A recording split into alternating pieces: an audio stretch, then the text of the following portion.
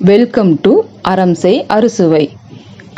பழைய சோறில் சூப்பரான சுவையான தக்காளி சோறு எப்படி செய்யறதுன்னு பார்க்கலாம் வாங்க.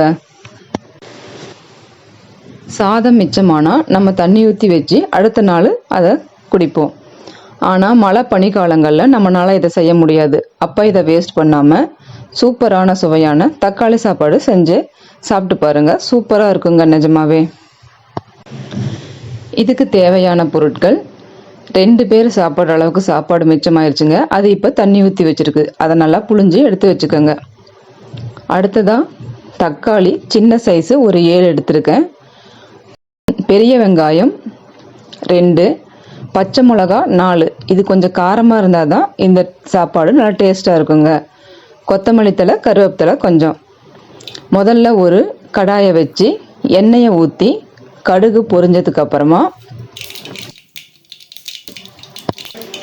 கடலைப்பருப்பு போட்டு நல்லா செவந்து வந்ததும் பச்சை மிளகா, வெங்காயத்தை போட்டு நல்லா வதக்கிக்கணுங்க.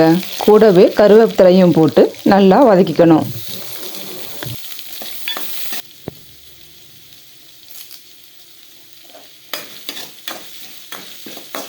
இப்போது தக்காளியை சேர்த்து கூடவே உப்பு மஞ்சத்தூளையும் சேர்த்து நல்லா வதக்கி பச்சை வாசனை போகிற வரைக்கும் நல்லா வதக்கிக்கணுங்க.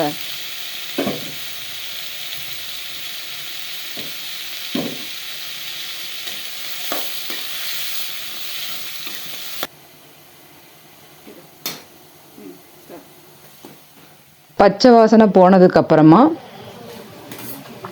புளிஞ்சு வச்சிருக்கிற பழைய சாப்பாடை சேர்த்து நல்லா கிளறி எடுத்துக்கணுங்க.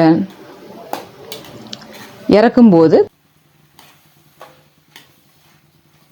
கொத்தமல்லி தழையை தூவி இறக்குங்க. இப்போ சாப்பாடு ரெடி.